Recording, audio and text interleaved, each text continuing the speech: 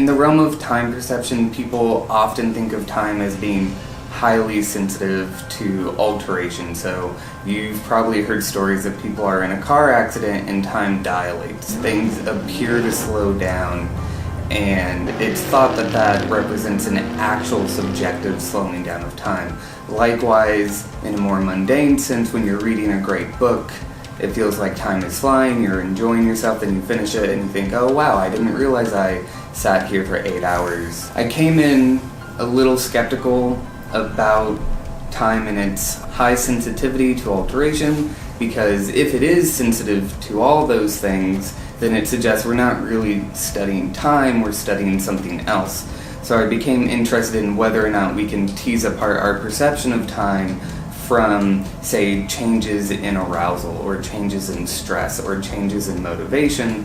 So for my master's, I developed computational techniques that allow us to do this, but no one likes to read math-heavy papers, and we wanted our ideas and techniques to be available to all researchers. So we started wondering, how do we do this procedurally? And we started looking through the literature, and we found these response-initiated interval timing tasks. And this is where you just train the animal to start trials when they decide they want to.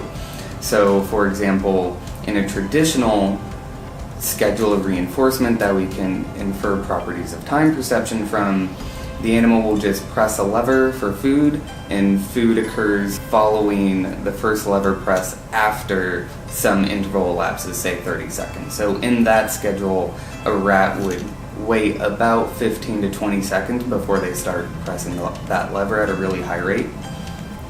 We asked, well, what happens to that performance if we ask them to tell us when they want to start that task? So we trained some of the rats to nose poke this little device in the back of our chamber, so they nose poke that device, and then they turn around and start pressing that lever.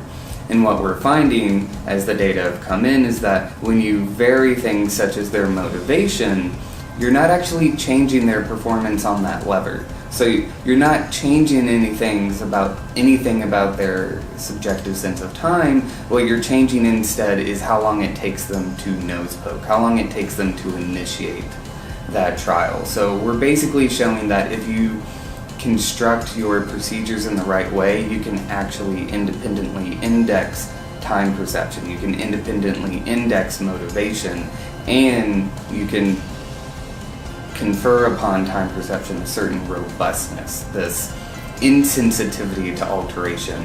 And we're hoping that when more liberally and widely applied among all the labs that study time perception, we'll find that things such as stress may not actually alter time perception.